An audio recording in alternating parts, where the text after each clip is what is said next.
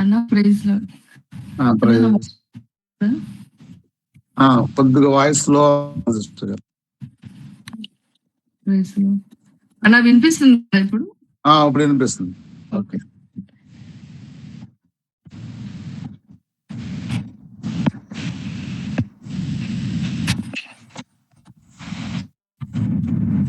Praise the lord అందరికి.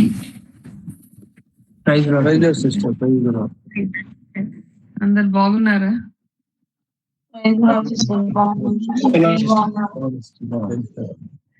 మిమ్మల్ని అందరినీ మరలా ఇలా కలుసుకోవడం చాలా సంతోషంగా ఉంది.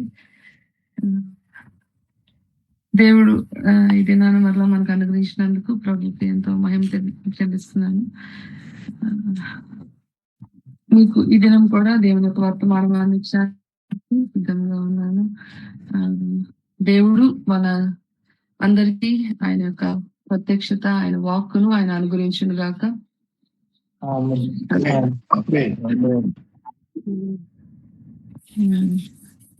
మనం మెసేజ్ లో వెళ్లే ముందు ఒక చిన్న ఉన్నారు కనుక సో మనకి చాలా ప్రేయర్ రిక్వెస్ట్ ఉంటాయి, అవును కదా?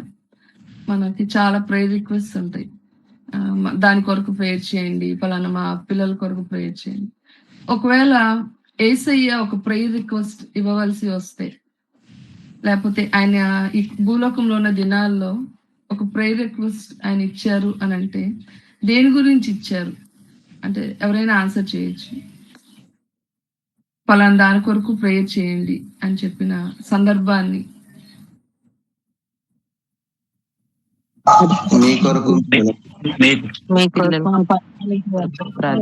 ప్రవేశించుకున్నట్లు మెలుగుగా ఉండి ప్రార్థన చేయండి. Very good, super. ఇంకొకటి ప్రార్థన చేయమన్నాడు ప్రభు అండి, మనల్ని పరిపాలించే వారి కొరకు కూడా ప్రార్థన చేయమని దేవుడు తెలియజేశారు. ఓకే. అంటే యేసు ప్రభు వారు భూలోకంలో జీవించిన కాలంలో 2 విషయాలు చెప్పారు. ఒకటి మెలకుగా ఉండి ప్రార్థన చేయండి, శోధనలో ప్రవేశించండి. ఇంకోటి నా ప్రాణం మరణమగునంతగా దుఃఖంలో మునిగింది, మీ కొరకు మీ పిల్లల కొరకు ప్రార్థన చేయండి. ఇంకొకటి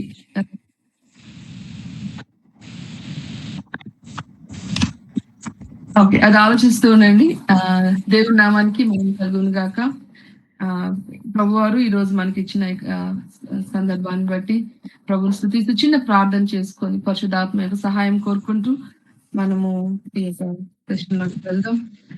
తగిన తండ్రి, ప్రియమైన యేసయ్య, నీ ఘనమైన పరిశుద్ధమైన నామమునకు స్తుతులు చెల్లిస్తాం తండ్రి. ఈ ఉదయకాల సమయం మందు ప్రభా జీవనది పరిచర్యల యొక్క నాయన కుటుంబము ఈ దినం ప్రభా ప్రత్యేకంగా నాయన నీ వాక్కును ప్రభా నేర్చుకోవడానికి వారు తీసుకున్న యొక్క సమయం బట్టి నాయన నేను స్తుతిస్తున్నాం, నేను కీర్తిస్తున్నాం తండ్రి. పరిశుద్ధాత్మ తండ్రి, నీకే వందనాలు. ఈ సమయం ప్రభా నీ స్వాధీనంలోకి నువ్వు తీసుకోండి. మా అందరితో మీరు మాట్లాడండి అయ్యా. ఎక్కడైతే ప్రభా మేము నేను సరి చేసుకోవాలనో ప్రభా అన్నిటి విషయంలో ప్రభా నీ ఆత్మ జ్ఞానమును అయ్యా మాకు అనుగ్రహించి ప్రభా అయ్యా మీరే మీ ఘనమైన నామమునకు మహిమ, ఘనత, ప్రభావము పొందుతారని మాత్రమే నమ్మొచ్చు. యేసయ్య జీవం కలిగిన నామంలో ప్రార్థించి అడిగి వేడుకొంచున్నాం పరమ తండ్రి. ఎవరైనా మైండ్ స్ట్రైక్ అయిందా లేదా?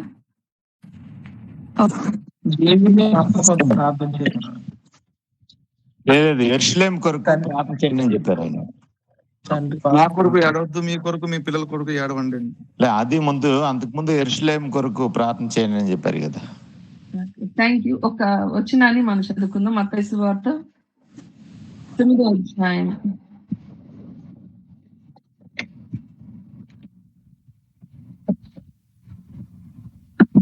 6 నుండి చదువుతున్నాను.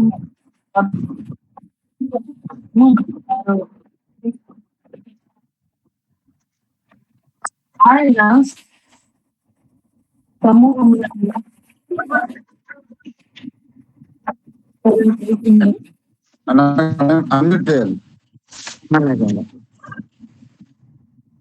మట్టికి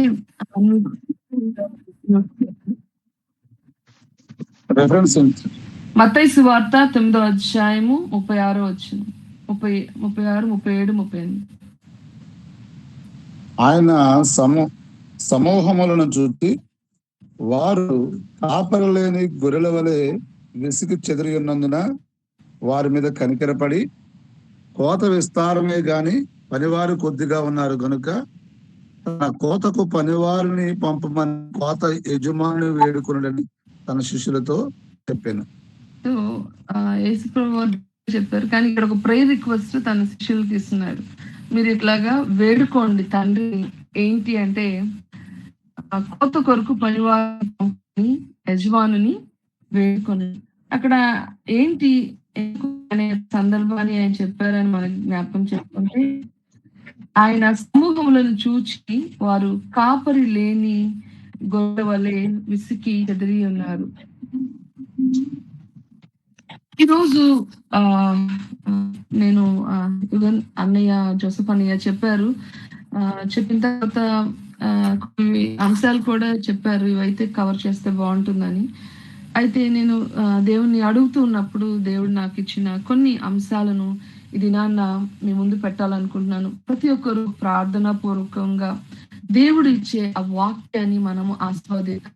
సో మనము ఈ లోకంలో జీవిస్తున్నాం, అలాగే ఈ యొక్క పరిచర్యను మనము మన భుజాల మీద తీసుకున్నాం. సో ఎలాగా మనము దేవుని పరిచర్యను చేయాలి, అలాగే సండే పరిచర్య చేస్తున్నా, ఏ పరిచర్య చేస్తున్నా కానీ ఎలాగా మనం పరిచర్యని ముందుకు తీసుకువెళ్ళాలనే ఒక అంశాన్ని దేవుడు మన హృదయాల్లో పెట్టబోతున్నాడు. కనుక ప్రార్థనా పూర్వకంగా ముందుకి కొనసాగవలసిందిగా దేవుని పేరిట తెలియజేస్తున్నాం. మనందరికీ తెలిసిన ఒక సందర్భం, యోహాను సువార్తలో ఈ యొక్క ప్రస్తావన ఉంది. ఎవరు చదవాల్సిన పని లేదు, నేను దాన్ని ఎక్స్ప్లెయిన్ చేస్తాను, మనకు సమయం కొంచెమే కనుక. ఒక 3 సార్లు యేసయ్య ఎరుగను అని చెప్పిన ఆ శిష్యుడు, అందరికి తెలుసు ఆయన పేతురు. యేసును ఎరుగను అన్న ఆ పేతురుతో యేసయ్య 3వసారి ప్రత్యక్షం అవుతూ,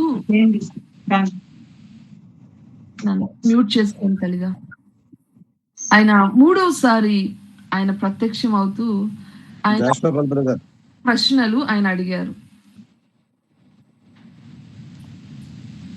ఒకసారి అందరు మ్యూట్ చేసుకోండి ప్లీజ్. ఏదైనా అవసరమైనప్పుడు నేను చెప్తాను, అప్పుడు అన్ని. 1 minute జాగ్రత్త బ్రదర్.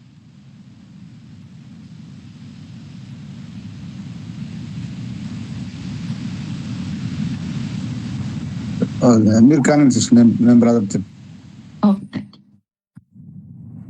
మనము గమనించినట్లయితే యేసు ప్రభు వారితో 3.5 సంవత్సరాలు పరిచర్యలో ఆయన పాల్పొంది, అయితే ఆయన సిలువ వర్ణంకి వెళ్ళేటప్పుడు 3 సార్లు ఆయన ఎవరో తెలియదు అని అన్న పేతురుతో యేసు తిరిగి పునరుద్ధానుడైన తరువాత 3వసారి ఆయన ప్రత్యక్షత అయిన తరువాత ఆయన 3 సార్లు అడిగిన ప్రశ్న, అందరికీ తెలిసిన ప్రశ్న,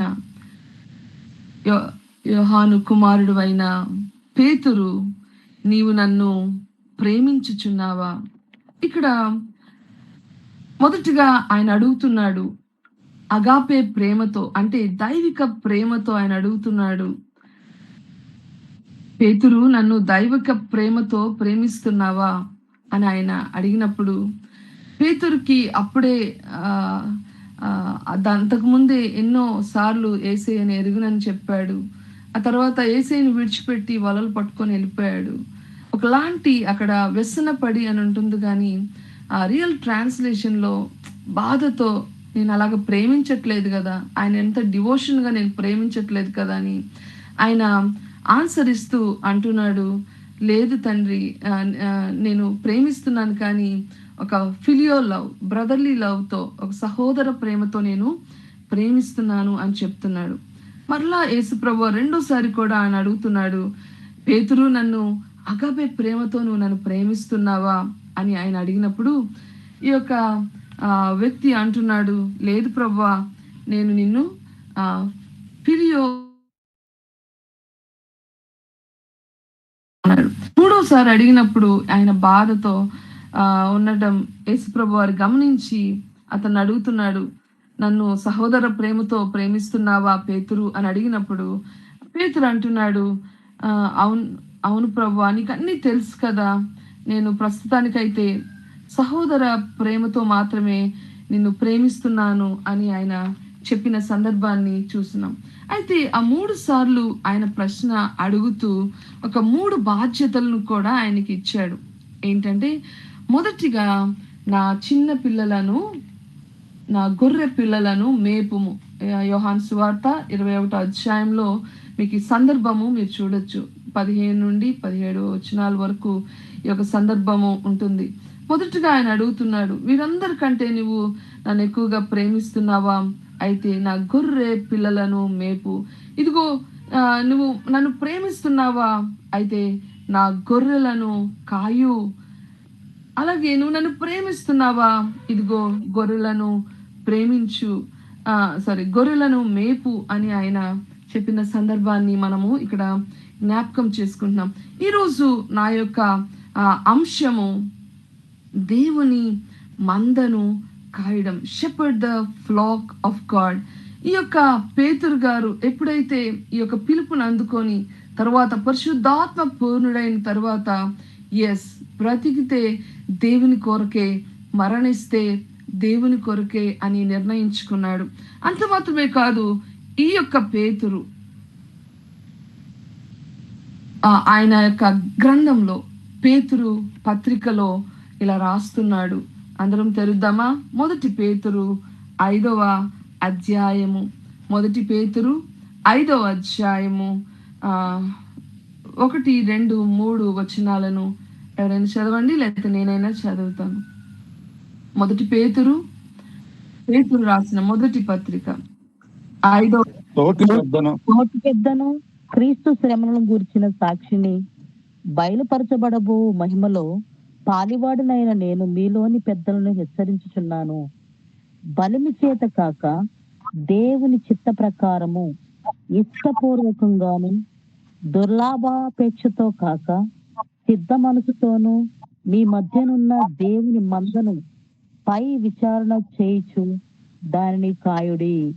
మీకు అప్పగింపబడిన వారిపైన ప్రభువునైనట్టుండక మందకు మాదిరులుగా ఉండుడి. ఆమేన్. దేవుడు ఈ మాటలు మనం వినికిడిలో దీవించినగాక. ఈరోజు ఈ యొక్క మాటలను మనము క్షుణ్ణంగా తెలుసుకోవడానికి ప్రయత్నం చేద్దాం.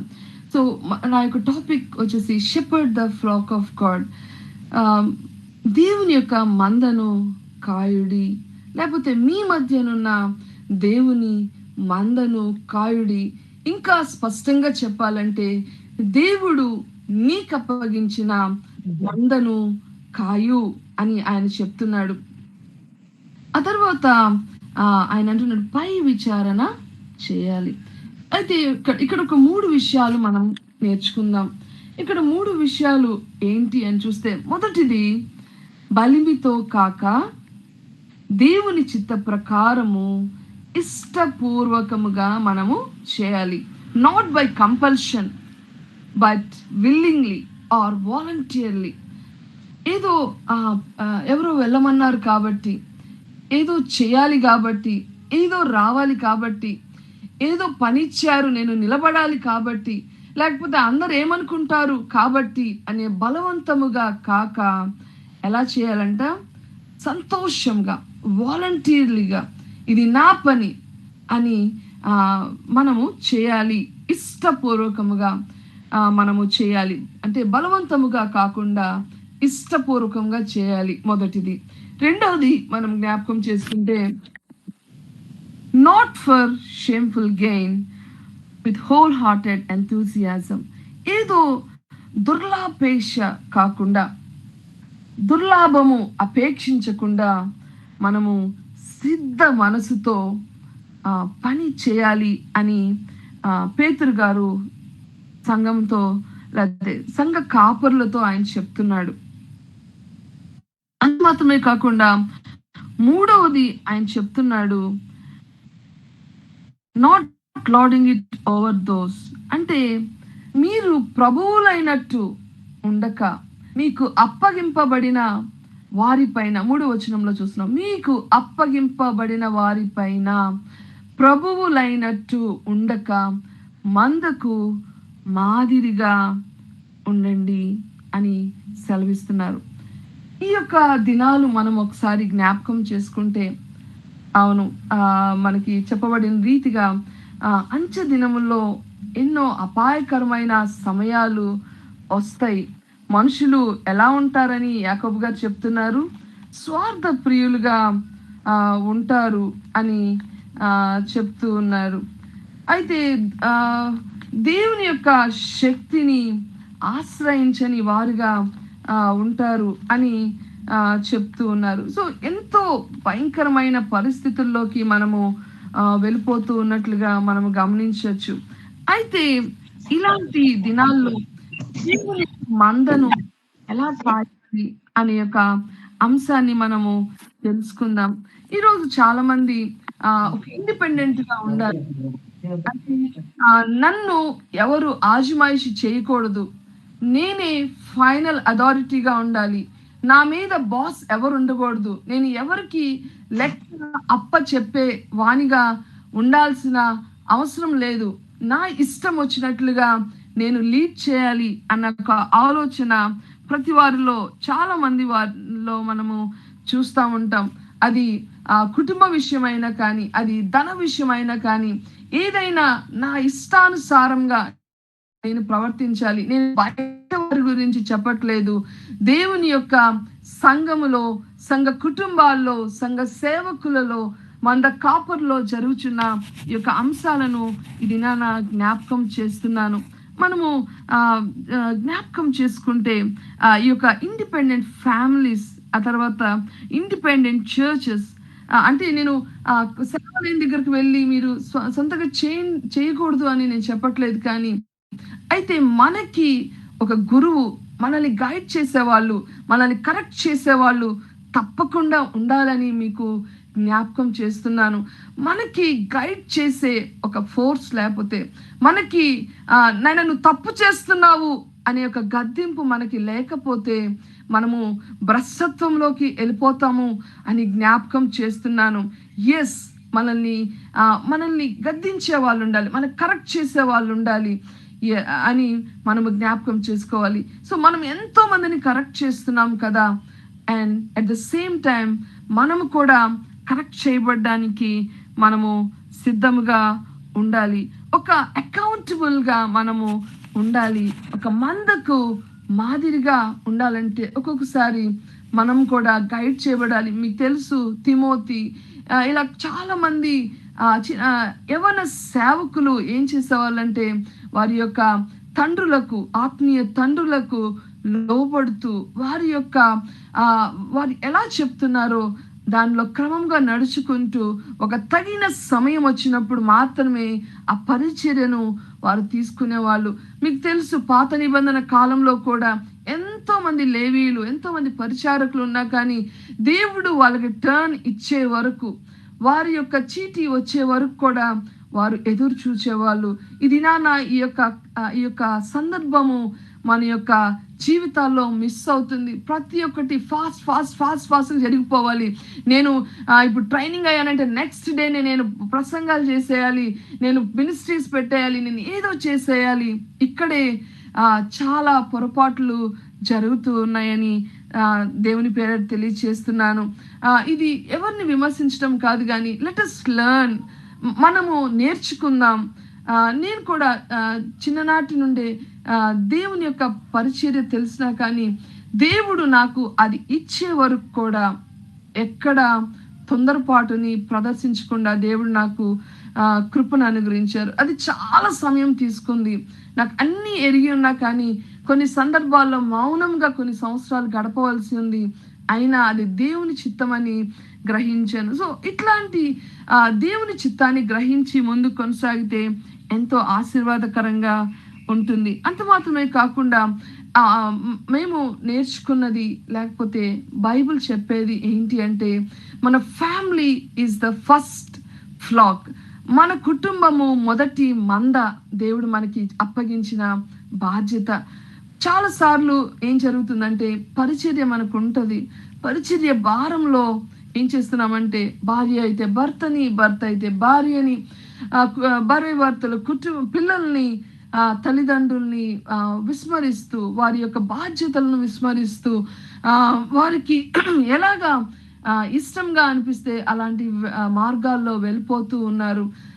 కొంతకాలానికి కుటుంబము చిన్నాభిన్నం అయిపోవడం, సాతానికి ప్రవేశం కలగడం, ఇలాంటివి ఎన్నో మనము చూస్తున్నాం. నిన్న ఒక సహోదరితో ప్రార్థన చేస్తూ ఉన్నాను. ప్రార్థన చేస్తూ ఉంటే నాకు ఎప్పుడూ అనుభవం లేదు. వారి కుటుంబంలో ఒక శత్రువు ఇట్లాగా పునాది వేసుకొని నిలబడినట్టుగా నేను చూడగలుగుతున్నాను ప్రార్థనలో. వెంటనే ప్రార్థన ఆపి, నాన్న ఏదో డిస్టర్బెన్స్ ఉంది, త్వరగా మీరు ప్రేయర్లో కూర్చోవాలి అని చెప్పినప్పుడు వారు ప్రార్థనా పూర్వకంగా కన్నీటితో, ఉదయాన్నే ఇంకా చెప్పాను కాబట్టి ఉపవాసంతో వాళ్ళు ప్రార్థన చేస్తూ చేస్తూ చేస్తూ ఉండగా ఆ యొక్క శత్రువు వాళ్ళ ఇంటి నుండి బయటికి వెళ్ళడం ఆ భర్త చూసి వాళ్ళు ఎంతగానో దేవుని స్తుతించారు. ఆ భార్య సిక్కయి ఉంది, వెంటనే ఆమెకి విడుదల కలిగింది. సో ఇట్లాంటి బంధకాలతో వాళ్ళు ఎవరంటే సేవకుల కుటుంబమే, సేవ చేస్తున్న కుటుంబం, ఎంతో మందికి ఆశీర్వాదకరంగా ఉంటున్న హైదరాబాద్లో పరిచయం చేస్తున్న కుటుంబమే. అయితే నేను ఈరోజు చెప్పాలనుకుంటుంది ఏంటంటే, సేవకుల కుటుంబములైన ఆ యొక్క దుష్టుని యొక్క ఆ యొక్క ఉచ్చులోనికి మనము వెళ్ళిపోకూడదు. దుష్టునికి ఏ యొక్క సందులో కూడా మనము అవకాశముగా మనము మారకూడదు. సో మొదట మనము కాయాల్సిన మంద ఏంటి అంటే, మొదట మన ఇష్టపూర్వకంగా మనము పరిచర్య చేయవలసిన, సిద్ధ మనసుతో పరిచర్య చేయవలసిన, అలాగే మాదిరిగా ఉండవలసిన మంద ఏదైనా ఉంది అని అంటే మొదటిది ఏంటది? కుటుంబం. నా కుటుంబం, నా కుటుంబం. నేను కూడా చాలాసార్లు పరిచర్య చాలా ప్రాముఖ్యమని నేను నా పెద్దల నుండి నేను నేర్చుకున్నాను. కానీ దేవుడు నాతో మాట్లాడుతూ వచ్చారు. ఏంటి అనంటే, కుటుంబము అనేది it's the first ministry God he's given you. ఆమేన్. దేవుడు మనకిచ్చిన మొదటి పరిచర్య, మొదటి మంద ఏంటి అంటే కుటుంబము. దీన్ని ఎవ్వరు మిస్ చేసుకోవద్దు దయచేసి. దీన్ని మనము మిస్ చేసామంటే సాతానికి ఎంతో అవకాశము మనం ఇచ్చిన వారు మొత్తం. నాకు ఎన్నో కుటుంబాలు తెలుసు, ఎంతో పెద్ద పెద్ద సేవకులు తెలుసు. వారి కుటుంబంలో భార్య నలిగిపోతూ ఉంటుంది, తనకి నోరు విప్పి చెప్పే ఆ యొక్క అవకాశము కూడా లేకుండా కుటుంబాలు నలిగిపోతా ఉన్నాయి. అమ్మా, నేను నోరు విప్పితే పరిచర్య పాడైపోతుంది, నా భర్త ఇంట్లో ఒకలాగుంటాడు, నా బయట ఒకలాగుంటాడు, అయ్యో ఇదిగో నా పరిస్థితి, ఇంకొంతమందిని నేను ఎరుగుదును, ఇదిగో నా భార్య పెట్టే టార్చర్ వల్ల నేను పరిచర్య నేను ముందుకు తీసుకెళ్ళలేకపోతున్నాను. జ్ఞాపకం చేసుకోండి, ఎక్కడని లోపించిందంటే నువ్వు ప్రేమించడంలో ఎక్కడో లోపం చేశావు. అదే దానికి సూత్రం. నీ భార్య నేను చాలా ఇబ్బంది పెడుతుందా, వెళ్ళి ఆమెను చక్కగా కౌగిలించుకొని, అమ్మా నీకు నేను ఉన్నాను అని నువ్వు ధైర్యం ఇవ్వగలిగితే నీ కుటుంబాలు బాగుపడతాయి, నువ్వు బాగుపడితే, నువ్వు స్వస్థత పొందితే నీ పరిచర్య చాలా ఆశీర్వాదకరంగా వెళ్తుంది. అలాగే ఒకవేళ నీ భర్త ఎన్నో టెన్షన్స్తో, ఎన్నో కుటుంబ భారాలు మోస్తూ భారంగా ఉన్నాడా, వెళ్ళి అతన్ని కూడా కౌగిలించుకొని, అండి నేనున్నాను మీ పక్షాన, ప్రార్థనలో పోరాడతాను, నీ చేతనైన సహాయం నేను చేయగలుగుతాను, ధైర్యంగా ఉండండి అని నువ్వు చెప్పగలిగితే తిరిగి మరలా ఆ ప్రేమ పునాదులు పైకి లేపబడతాయి. హల్లెలూయా. అయితే ఈరోజు మన యొక్క మొదటి మినిస్ట్రీ ఎక్కడ స్టార్ట్ అవ్వాలంటే కుటుంబంలో. అలాగే పిల్లలు కూడా వాళ్ళు ఏయో ఆలోచనలో ఉంటారు, అయితే వాళ్ళతో మనం టైం స్పెండ్ చేయడానికి మనం ప్రయత్నం చేద్దాం. అలాగే అపోస్తుల కార్యము 20వ అధ్యాయము 28వ వచనంలో కూడా ఇదే మాటను పౌలు గారు తెలియచేస్తూ ఉన్నారు. అపోస్తుల కార్యము 20వ అధ్యాయము. అన్న నా వాయిస్ వినిపిస్తుంది కదా యుగంధర్ అన్న?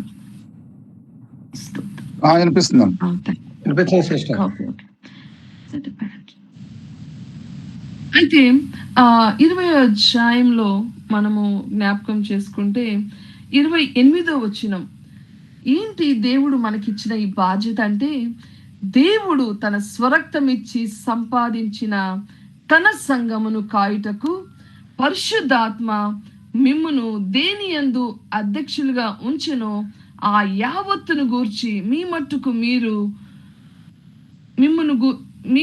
మిమ్మను గూర్చి జాగ్రత్తగా ఉండుడి.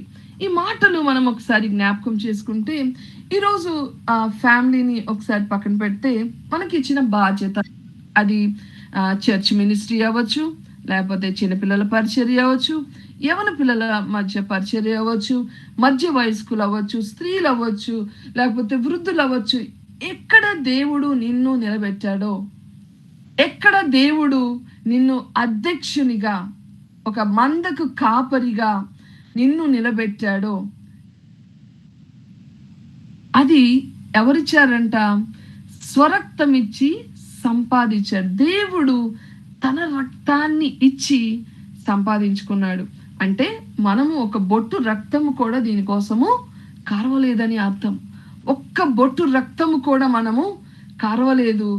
ఆయనే తండ్రి దేవుని రక్తమును చిందించి సంపాదించుకున్నారు. అంత మాత్రమే కాదు, ఆ యొక్క పరిచర్య బాధ్యతను నీకు నాకు అప్పగించింది పరిశుద్ధ ఆత్మ దేవుడు. హల్లెలూయా. అయితే ఈ యొక్క పరిశుద్ధ ఆత్మ దేవుడు నిన్ను ఎక్కడ నియమించాడో ఆ యావత్తును గూర్చి మీ మట్టుకు మిమ్మల్ని గూర్చి జాగ్రత్తగా ఉండాలి. నా గురించి నేను జాగ్రత్తగా ఉండాలి. అయితే పేతురు యేసు ప్రభు అన్న ఆ యొక్క మాటలు, నా గొర్రెలను మేపు, నా మందకు నువ్వు కాపరిగా మారాలి, అలాగే ఈ యొక్క మందకు నువ్వు ఎలా ఉండాలంటే మాదిరిగా ఉండాలి. అంత మాత్రమే కాదు, మందని నీవు మేపాలి. ఈ యొక్క అనేకమైన అంశాలు ఉన్నాయి, కానీ కొన్ని అంశాలు మాత్రమే మనకు తెలిసిన భాగం నుండి జ్ఞాపకం చేయాలని ప్రేరేపించబడుతున్నాను. మనందరికీ తెలిసిన ఒక కీర్తన, దాంట్లో ఒక కాపరి ఒక దేవుణ్ణి తనకు కాపరిగా చేసుకొని దేవుడు తనకి ఎలాంటి కాపుదలు ఇస్తున్నాడు అనే విషయాన్ని తెలియచేస్తూ ఉన్నారు. ఆ యొక్క సందర్భాన్ని మనం జ్ఞాపకం చేసుకుంటే, కీర్తనలు 23వ కీర్తనను మనం జ్ఞాపకం చేసుకుంటే, ఒక కాపరి ఎలా ఉంటాడు అని వర్ణిస్తున్నాడు ఈ కాపరి. దీంట్లో నుండి కొన్ని ఆత్మీయ సత్యాలు మనం నేర్చుకుందాం. యెహోవా నాకు కాపరి, the lord is my shepherd. దేవుడు నాకు కాపరి. ఆయన నాకు కాపరిగా ఉంటే నాకు ఏమి లేమిగా ఉండదు. ఆయన ఏం చేస్తాడు అని మొదటి ఒక్క టాపిక్ మాత్రమే ఈరోజు నేను డీల్ చేయాలనుకుంటున్నాను. సో ఆయన ఏం చేస్తాడంటే, పచ్చిక గల చోట్ల, హల్లెలూయా, పచ్చిక గల చోట్ల ఆయన నన్ను పరుండ చేయుచున్నాడు. శాంతికరమైన జలముల యొద్ద ఆయన నన్ను నడిపించుచున్నాడు. దాని ద్వారా నా ప్రాణానికి ఒక సేద దొరుకుతుంది. అంత మాత్రమే కాదు, నీతి మార్గంలో నడిపిస్తున్నాడు. సో ఈరోజు దేవుడు మనతో మాట్లాడుతున్న ఒక మాట, పచ్చిక గల చోట్లలో నీ మందను నడిపించాలి. అది నీ కుటుంబమైనా, నీ పరిచర్య అయినా. మొదటిగా మనం చూసుకున్నాం కుటుంబము, రెండవది నీ పరిచర్యలో ఉన్న మంద.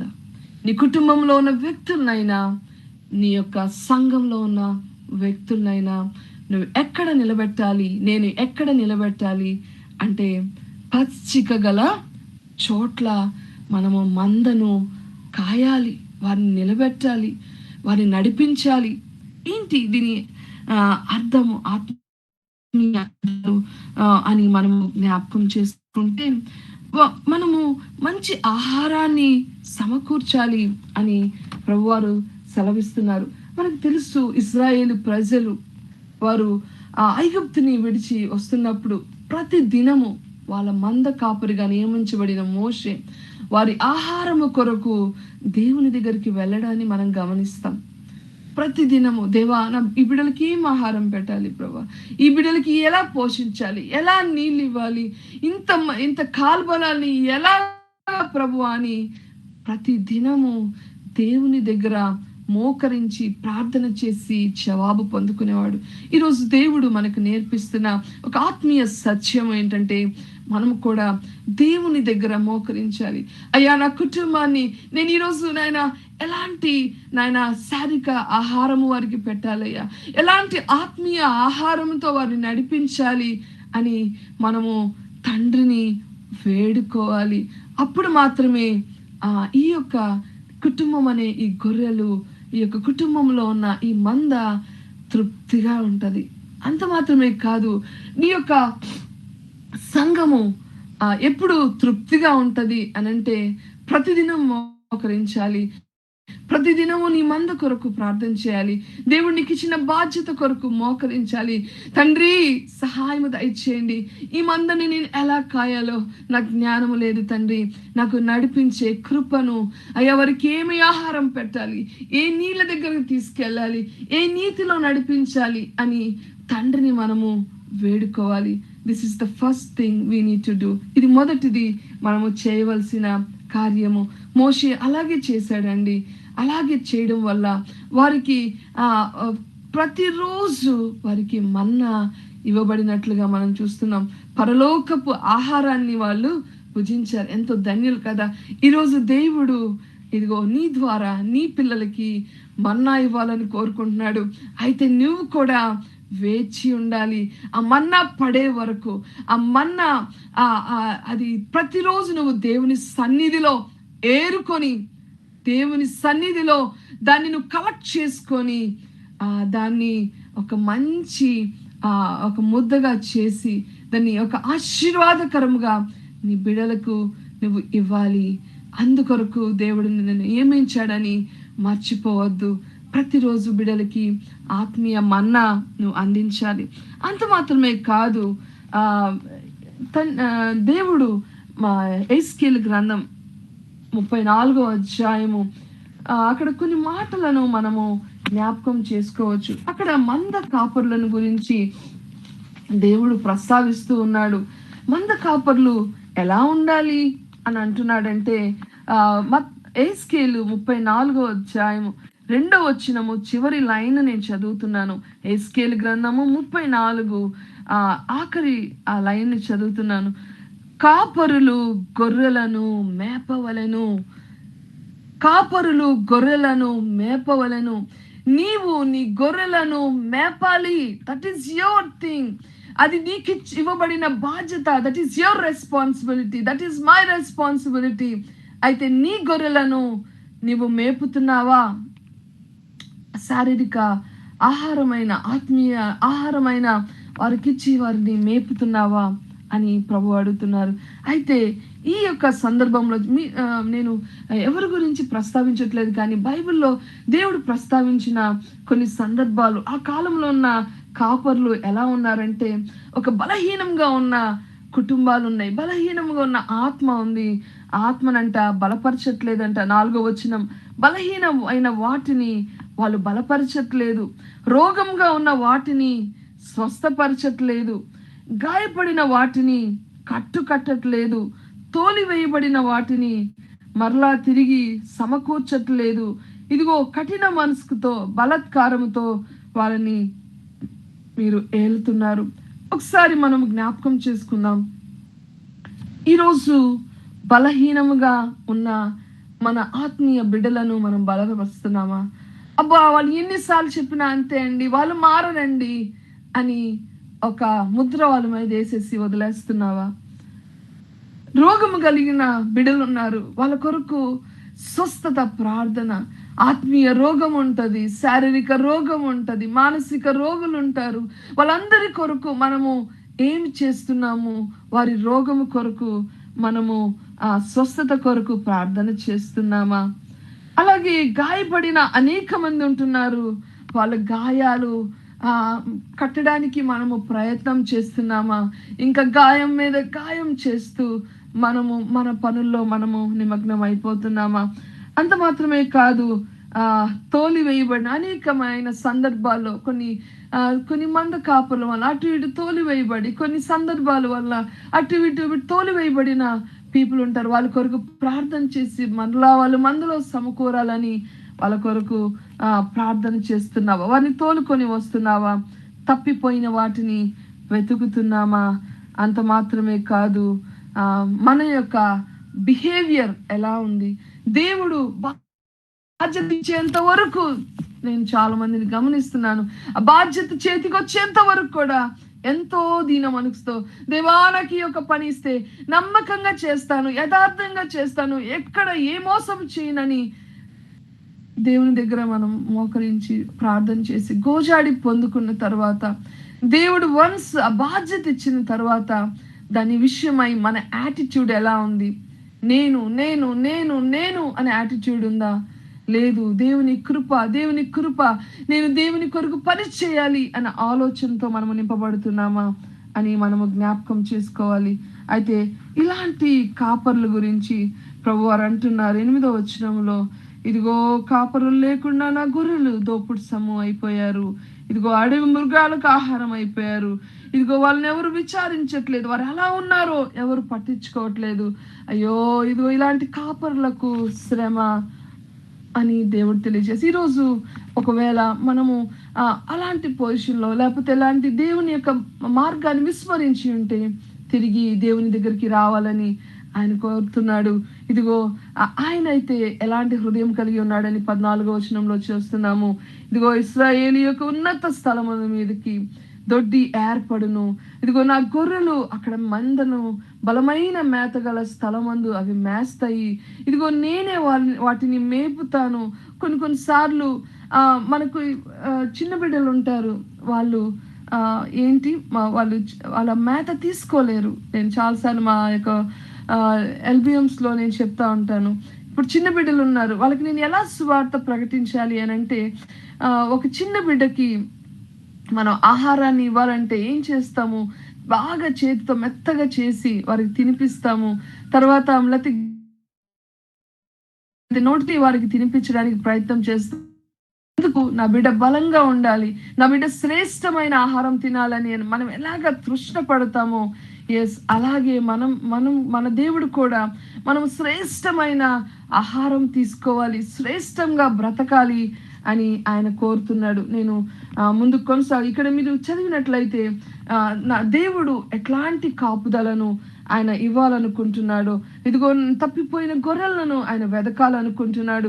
తోలివేయబడిన వాటిని మరలా తోలుకొని వస్తాను, ఇదిగో గాయపడిన వారి గాయాన్ని కడతానంటున్నాడు. ఇది నాన్న ఎలా ఉంది మన పరిస్థితి? ఒకసారి మనం జ్ఞాపకం చేసుకుందాం. అంత మాత్రమే కాదు, ఒక వచనాన్ని చాలా ప్రాముఖ్యమైన వచనాన్ని మీకు జ్ఞాపకం చేయాలనుకుంటున్నాను. విలాప వాక్యములు 4వ అధ్యాయంలో ఒక సందర్భం ఉంది. అక్కడ మేలిమి బంగారం అంట ఒకలాగా మార్చబడిందంట, ప్రతిష్ఠితమైన రాళ్ళంట వీధిలో పారవేయబడి ఉన్నాయి. మేలిమి బంగారముతో పోల్చదగిన సియోను ప్రియ కుమారులు ఒక కుమ్మరి చేసిన మట్టి పెంకుల్లాగా చూడబడుతున్నారంట. ఆయన అంటున్నాడు బాధతో, నక్కలైనా అంటే అవి జిత్తులు మారి నక్కలైనా కానీ చన్నిచ్చి తమ పిల్లలకు పాలిస్తాయి కదా, ఇదిగో నా జనుల కుమారి ఎడారిలో వృక్షణ పక్షులాయను లాగా క్రూరురాలాయను, అంటే క్రూరంతో ఉన్నారు. దప్పిక చేత చంటి పిల్లలు నాలుక అంగిటికి అంటుకొనుచున్నది, ఇదిగో పసి పిల్లలు అన్నం అడుగుదురు. అంటే ఇదేదో శారీరక అన్నమే, శారీరక అందరూ పెడతారు, అయితే ఆత్మీయ ఆహారం లేక అంట ఆ పిల్లలు సుకుమార భోజనము చేయువారు దిక్కు లేక వీధుల్లో పడిపోయి ఉన్నారు. రక్త వర్ణములు అంటే రక్షణ వస్త్రాలు తొడిగింపబడిన వారు పెంట కుప్పల్ని కౌగలించుకుంటున్నారని యొక్క విలాప వాక్యములు ఇర్మియా కన్నీటితో ఈ యొక్క మాటలు రాస్తున్నారు. ఈరోజు దేవుడు నీతో కూడా ఈ యొక్క మాటలే మాట్లాడుతున్నారు. ఇదిగో ఎంతసేపు వాళ్ళ కొరకు వీళ్ళ కొరకే కాదు, నీ మంద కొరకు దేవుడు ఎటువంటి ఆహారాన్ని సిద్ధపరచమంటున్నాడో దాని కొరకు శ్రద్ధ కలిగి ఉండాలి. ఇదిగో అనేక మందికి ఆత్మీయ ఆహారము లేక ఇదిగో పెంట కుప్పల్ని పట్టుకుంటున్నారు. అంటే ఏదైతే అది ఆహారము కాదో ఆహారం దానికోసం వెళ్తున్నారు. ఎందుకంటే నిజమైన ఆహారము నేను ఇవ్వలేకపోతున్నాం కనుకనే వారు పెంటలను పట్టుకుంటున్నారు. ఇదిగో ఇలాంటి వారు సొదొమ గుమొర్రా వలె మారిపోతారు అని కన్నీటితో ఈ ప్రవక్తతో దేవుడు తన యొక్క హృదయాన్ని తెలియజేస్తున్నాడు. ఈరోజు నీ యొక్క పిల్లలను దేవుడు నీకు జ్ఞాపకం చేస్తున్నాడు. దేవుడు నీ యొక్క సంఘములో ఉన్న అనేక మంది బిడ్డలు ఎవరైతే అనవసరమైన వాటిలో చిక్కుకొని ఇంకా పైకి రాలేని స్థితిలో ఉన్న వారిని దేవుడు నీకు జ్ఞాపకం చేస్తున్నాడు. ఇదిగో దేవుడు నీతో మాట్లాడుతున్న విషయం ఏంటంటే, ఇదిగో అలాంటి వారికి పైకి లేవనెత్తు, వారిని కడుగు, తిరిగి వారిని మందులోకి తీసుకొని రా, వారికి బలమైన ఆహారము పెట్టి వారిని బలపరచమని దేవుడు తెలియచేస్తున్నాడు. ఈరోజు ఈ మాటలను నా సమయం మించిపోతుంది కనుక నేను ముగించడానికి ప్రయత్నం చేస్తున్నాను. ఈరోజు ఒకసారి మరలా జ్ఞాపకం చేసుకుందాం. బలవంతంతో కాక ఇష్టపూర్వకంగా ఈ పని చేయుదుము గాక. ఆమేన్. అలాగే దుర్లాపేక్షతో కాక సిద్ధ మనసుతో దేవుని యొక్క పని చేయుదుము గాక. అలాగే మనము మందకి ఏదో ప్రభువులుగా బాసుల్లాగా మనము ప్రవర్తించక మందకు ఒక మాదిరులుగా మనము మారుదుము గాక. జ్ఞాపకం చేసుకుందాం. పరిశుద్ధాత్మ దేవుడు నీకు నాకు అనుగ్రహించిన పని విషయమై మనము మందను కాయడం విషయంలో నమ్మకముగా ఉండి, ఆ కింద వచనంలో మనం చూస్తాము, 1 పేతురు 5:4 ప్రధాన కాపరి ప్రత్యక్షతలో మనందరము వాడబారని మహిమ కిరీటం పొందుకుంటాం. ఈరోజు ఈ ఆశీర్వాదంతో నేను మీ యొక్క మాటలను ముగిస్తున్నాను. ఇదిగో ప్రధాన కాపరి ప్రత్యక్షతలో ప్రతి ఒక్కరు, ఇక్కడ ఉన్న ప్రతి ఒక్కరు 72 మంది ఉన్నాము, మనందరికీ వాడబారని మహిమ కిరీటం పొందుకునే కృపను దేవుడు అనుగ్రహించిన దాకా.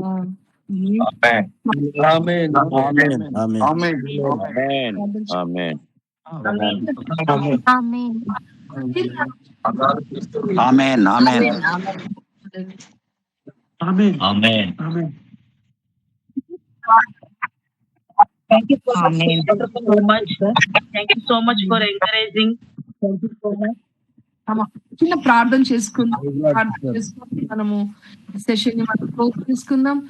ఒక్క నిమిషం ప్రార్థనా పూర్వకంగా. దేవా, ఈరోజు నీతో మాట్లాడిన దేవుడు ఒక్క మాటైనా నీతో మాట్లాడాడని నేను నమ్ముతున్నాను. ఈ వర్తమానము నేను ఎక్కడ ప్లే చేయలేదు, కానీ దేవుడు మీ కొరకే సిద్ధపరిచిన ఈ యొక్క మాటలు దేవుడు ఎవరితో ప్రత్యేకంగా మాట్లాడారు వారు ఎవరు చేయక్కర్లేదు, కానీ మనము చిన్న ప్రార్థన చేద్దాం. దేవా, ఈ యొక్క మాటతో నాతో మాట్లాడాం, అక్కడ నేను సరి చేసుకోవడానికి సిద్ధపడుతున్నాను తండ్రి, నన్ను సిద్ధపరచండి. ప్రతి ఒక్కరం చిన్న ప్రార్థన చేసుకుందాం. ఒక నిమిషం సమయం ఉంది, దాంట్లో నేను ముగించడానికి ప్రయత్నం చేస్తున్నాను. ఈ యొక్క సమయాన్ని మనము దేవుని దగ్గరికి వద్దాం. ఒక్కసారి మీరు మోకరించగలిగితే మోకరించండి, లేకపోతే అక్కడ ఉన్న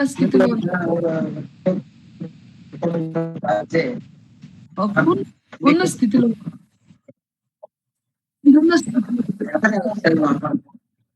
చిన్న ప్రార్థన మనం చేసుకుందాం. తండ్రి, ఎంతో బాధ్యతను నాకు ఇచ్చారు. నేను ఈ యొక్క నాయన సంఘము కొరకు నేనేమి ప్రాణం పెట్టలేదు. నీ సంఘము కొరకు నేను ఏ చిన్న కార్యము కూడా నేను చేయలేదు. ఇంత బాధ్యతను నాకు ఇచ్చాను. నేను చేయవలసిన కాగలరు నాన్న, నేను చేయలేకపోతే నన్ను క్షమించు. తిరిగి నాయన ఇష్టపూర్వకంగా నేను పనిని చేయాలనుకుంటున్నాను. సిద్ధ మనసుతో పని చేయాలనుకుంటున్నాను. నా మందరికి నేను మాదిరిగా ఉండాలనుకుంటున్నాను ప్రభు అని చిన్న ప్రార్థనను మీరు చేసుకోగలిగితే ఇది నా పరలోకం సంతోషిస్తుంది. ఆ దేవుడు ఒకవేళ పట్టుకునే స్థితి ఉంటే ఈ లేవతి ఆయన కాపరి కలిగిన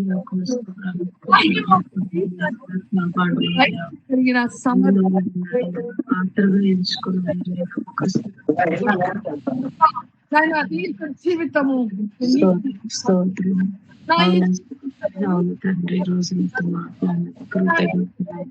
క్షమించు ప్రభా, నన్ను ప్రభా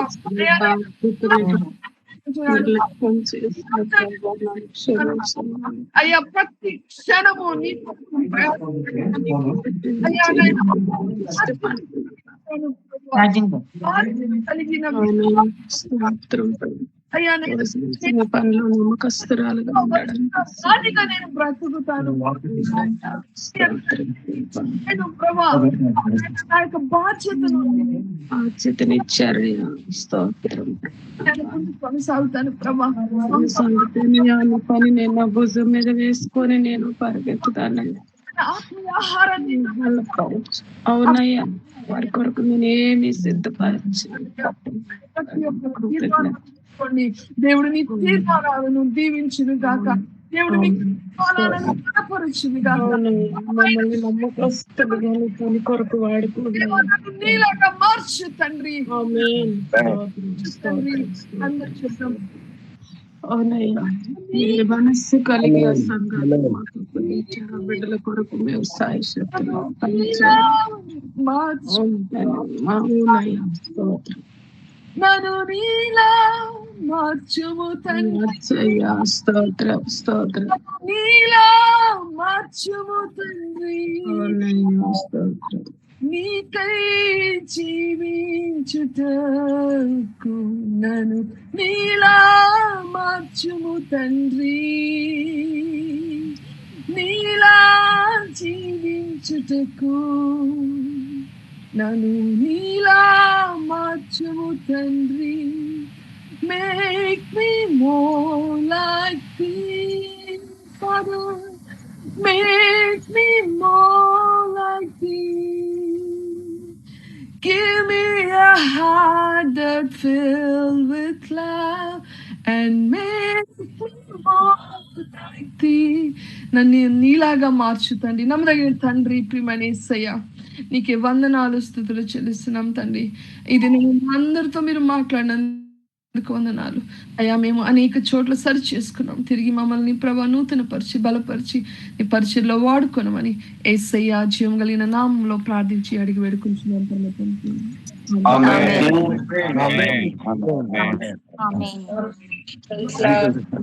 అందరూ మీట్లో వెళ్ళండి. అందరూ మీట్లో పెట్టండి. దయచేసి అందరూ మీట్లో పెట్టండి. అందరూ మీట్లో పెట్టండి. Thank you very much sister. దేవుడు మిమ్మల్ని ఇంకను బహుబలమైన పాత్రలుగా వాడుకును గాక. మంచి విషయాలు కొంచెం ఉండండి అమ్మా, మీట్లో పెట్టండి.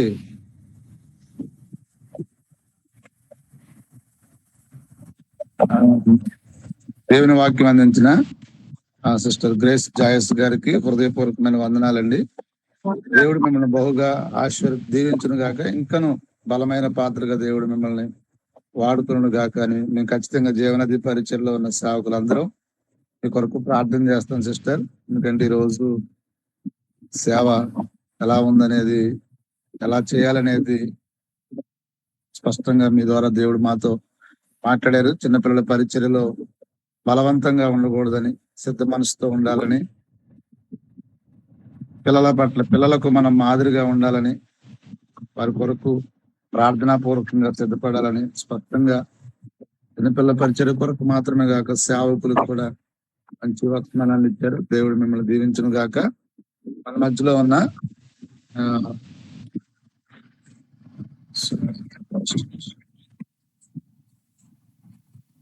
సుధాకర్ పాస్టర్ గారు ఉన్నారండి.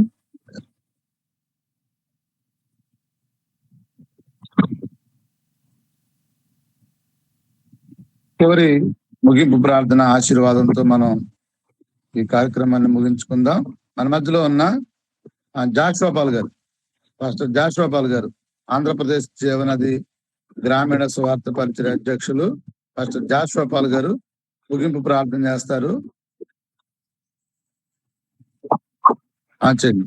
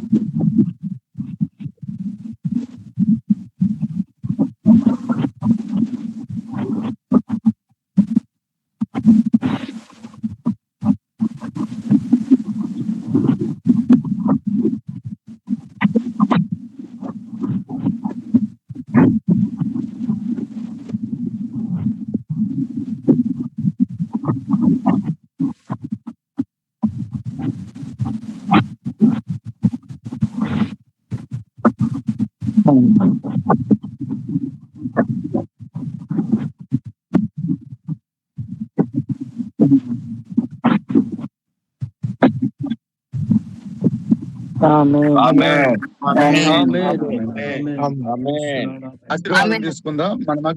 మన మధ్యలో సుజాత నగర్ పాస్టర్ మార్క్ రాజు గారు ఉన్నారు. ఆశీర్వాదం ఉండే గారు. మార్క్ రాజు గారు. మన పరమ తండ్రి అయిన దేవుని ప్రేమయు, మన ప్రభువైన యేసుక్రీస్తు వారి యొక్క శాశ్వతమైన కృపయు, పరిశుద్ధాత్మ సన్నిధి, సహాయము, సవాసమును కాన్ఫరెన్స్ ప్రార్థనలో పాల్గొన్న ప్రతి దైవ సేవకులకును, పరిచర్లకు, వర్తమానం అనుగ్రహించిన వంటి దైవ జండాలకు సదాకాలముతోడే ఉండి నడిపించును కాక.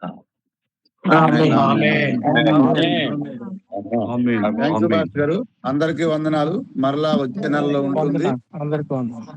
అందరికీ తెలియపరచండి. ఇంకా జాయిన్ కావాల్సిన వారు ఇంకా చాలా మంది ఉన్నారు ప్రైజ్ జాయిన్ అవడానికి.